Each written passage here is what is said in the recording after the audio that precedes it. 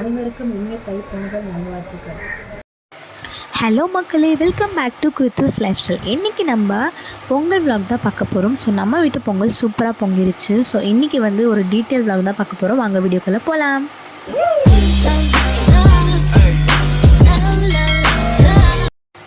என்னடா எடுத்த உடனே காய்கறிகள்லாம் காட்டுறேன்னு பார்க்குறீங்களா? அதுவும் வித்தியாசமாக இவ்வளோ காய்கறிகள் இருக்குதுன்னு நீங்கள் யோசிப்பீங்க கண்டிப்பாக.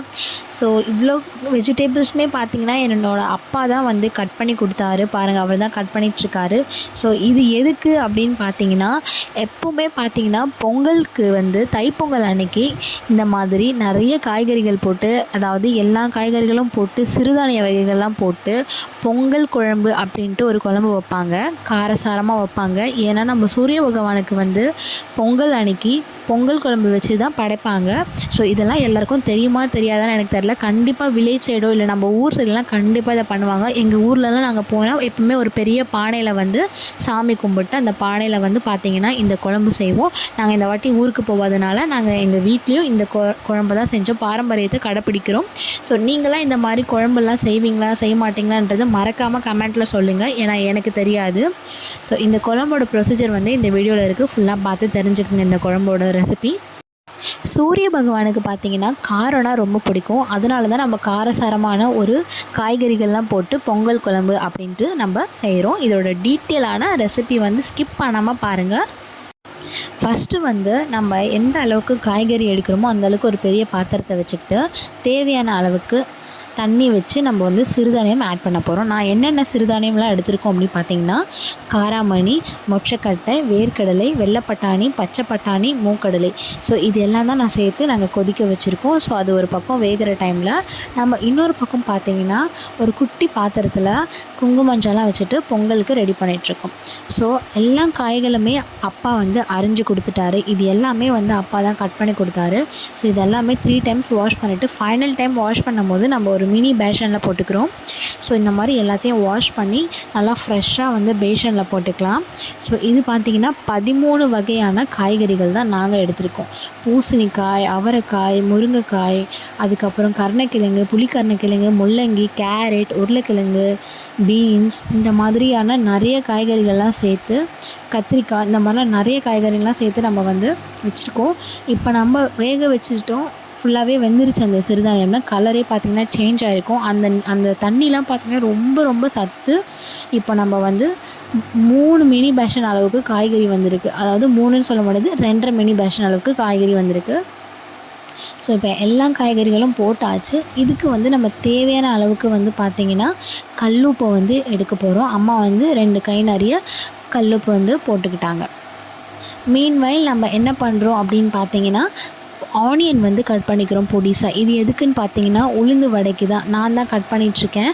பொடிசாக ஒரே ஒரு பச்சை மிளகாய் எடுத்துக்கிட்டு 2 பெரிய வெங்காயம் நான் வந்து பொடிசாக கட் பண்ணி எடுத்துக்கிட்டேன்.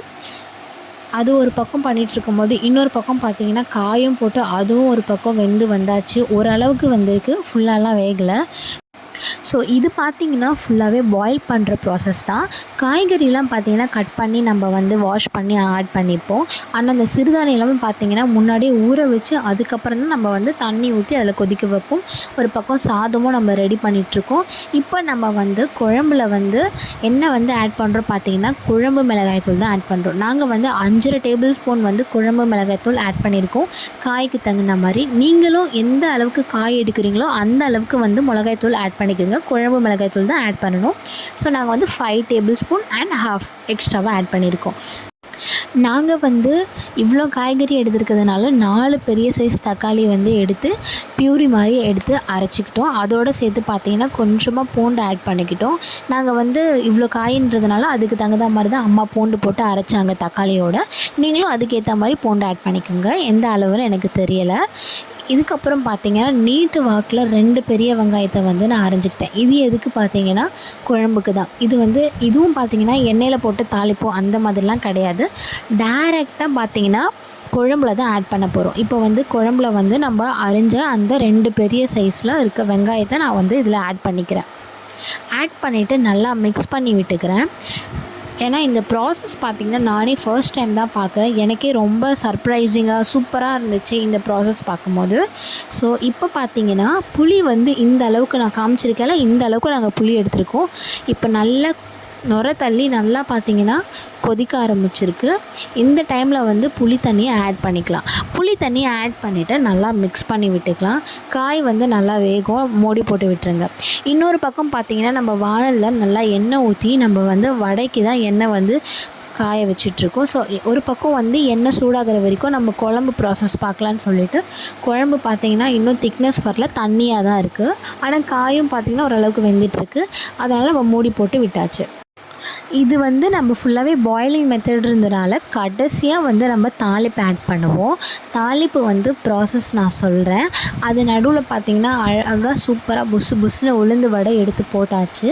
இப்போ வந்து இந்த தாளிப்பு பார்த்திங்கன்னா எண்ணெயில் வந்து கடுகு, வெந்தயம், சீரகம், கருவேப்பிலை, வெங்காயம் இதெல்லாம் தாளித்து நம்ம குழம்புல ஆட் பண்ணிக்கிட்டோம். இவ்வளோ தான் இந்த குழம்போட ப்ராசஸ். சூப்பராக இருந்துச்சு. இப்போ குழம்பு பாருங்கள் இவ்வளோ திக்காக இருக்குன்ட்டு. நம்ம சுட சுட ஒயிட் ரைஸ், அதுக்கப்புறமா இந்த பொங்கல் குழம்பு, அப்புறமா நமக்கு வந்து ஜவ்வரிசி பாயாசம், அப்புறமா ரசம். இப்போ இது பார்த்திங்கன்னா ஸ்வீட் பொங்கல், அதாவது சக்கரை பொங்கல். இது கொஞ்சமாக தயிர் சாதம், சாங்கியத்துக்கு 3 சாதம் செய்யணுன்ட்டு. இது வந்து புஸ்ஸுன்னு உளுந்து வடை. ஸோ இதுதான் நம்மளோட பொங்கல் மெனு அண்ட் சூப்பராக இருந்துச்சு. ஸோ பொங்கலுக்கு வந்து பார்த்திங்கன்னா மஞ்சக்கிழங்கு தான் நம்ம வந்து வச்சு சாமி கும்பிடுவோம். ஸோ நாங்கள் எப்போவுமே பார்த்திங்கன்னா வருஷம் எங்கள் வீட்டிலேயே நாங்கள் தோட்டத்துலேயே வந்து பார்த்திங்கன்னா ஒரு தொட்டியில் வந்து மஞ்சக்கிழங்கு வச்சுருவோம். ஸோ வருஷம் பார்த்திங்கன்னா நாங்கள் எங்கள் வீட்டில் இருந்து தான் மஞ்சக்கிழங்கு எடுத்து சாமி கும்பிடுவோம். அப்பா வந்து அது தெரியாமல் உடச்சிட்டாரு. ஸோ நாங்கள் வந்து அதை ஃப்ரெஷ்ஷாக நல்லா வாஷ் பண்ணி வச்சுருக்கோம். பாருங்கள் சூப்பராக இருக்குது. நம்ம வீட்டிலேருந்தே எடுத்துகிட்டு சாமிக்கிட்ட வச்சு படைக்கிறதே நமக்கு ஒரு தனி சந்தோஷம் தான்.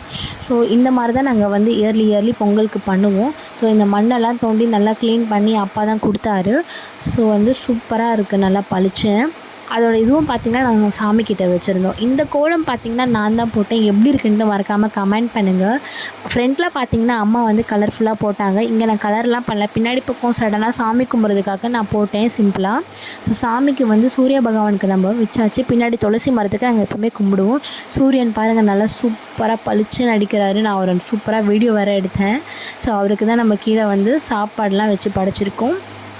இது பார்த்திங்கன்னா சாமி ரூமில் வந்து அம்மா வந்து கற்பூரம் ஏற்றியாச்சு. அப்பா வந்து தேங்காய் காமிச்சு தேங்காய் உடைக்க போயிட்டார். ஸோ கரும்புலாம் 2 பக்கம் வச்சு சூப்பராக நம்ம வந்து சாமி ரூமே அலங்காரம் பண்ணி அழகாக சாமி கும்பிட்டாச்சு. ஸோ அம்மாவும் அப்போ வந்து சாமி கும்பிட்டாங்க. நான் வந்து வீடியோ எடுத்துகிட்டு இருந்தேன். ஸோ சூப்பராக வந்து சாமி கும்பிட்டோம். நீங்கள்லாம் எப்படி சாமி கும்பிட்டீங்க? நீங்கள் நல்லா கும்பிட்ருப்பீங்கன்னு நினைக்கிறேன். எல்லாருமே வந்து இந்த தைப்பொங்கல் நல்ல பொங்கலாக உங்களுக்கு அமையணுன்ட்டு என்னோடய மனமார்ந்த வாழ்த்துக்கள். எப்போவுமே போல் 3 இலை போட்டு தான் நம்ம வந்து சாமிக்கு படைப்போம். ஸோ நீங்கள் எல்லாருமே யோசிப்பீங்க என்னோடய அக்கா எங்கே அப்படி சொல்லிட்டு. எல்லா வீடியோலையும் என்னோடய சிஸ்டர் வருவான்ட்டு. அவளுக்கு உடம்பு சரியில்லை, அதனால நம்ம வந்து சாமிக்கிட்ட வந்து வரக்கூடாதுன்னு சொல்லிவிட்டு அவங்க அங்கேயே இருந்துட்டாங்க. அதனால் நான் மட்டும்தான் நானும் அம்மாவுக்கு ஹெல்ப் பண்ணிகிட்டு இருந்தேன். ஸோ அப்பாவுக்கும் அதான் ஹெல்ப் பண்ணிகிட்டு இருந்தார். இல்லைனாலும் அப்பா எப்பவுமே ஹெல்ப் பண்ணுவார். ஸோ சாமி படுத்த அழகாக அம்மா வந்து அலங்காரம் பண்ணிட்டாங்க. ஸோ 3 இலை போட்டு சூப்பராக சாமி படைச்சாச்சு. தேங்காய் பாருங்கள் அழகாக உடஞ்சிருக்கு.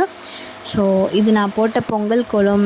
அதுக்கப்புறம் என் அக்கா தான் இன்ட்ரடக்ஷன் வீடியோ கொடுத்தாங்க, நீங்கள் அதை பார்த்துருப்பீங்க. ஏன்னா அவள் தான் மேக்கப்பில் இருந்தால், நான் எதுவும் பெருசாக பண்ணல இந்த வாட்டி, எனக்கு இன்ட்ரெஸ்ட் இல்லை. ஸோ எங்கள் வீட்டு பொங்கல் வீடியோ உங்களுக்கு ரொம்ப பிடிச்சிருக்கும் நாங்கள் நம்புகிறோம். ஸோ மறக்காமல் லைக் அண்ட் சப்ஸ்கிரைப் பண்ணிக்கோங்க. நெக்ஸ்ட் வீடியோவில் பார்க்குறேன். பாய்.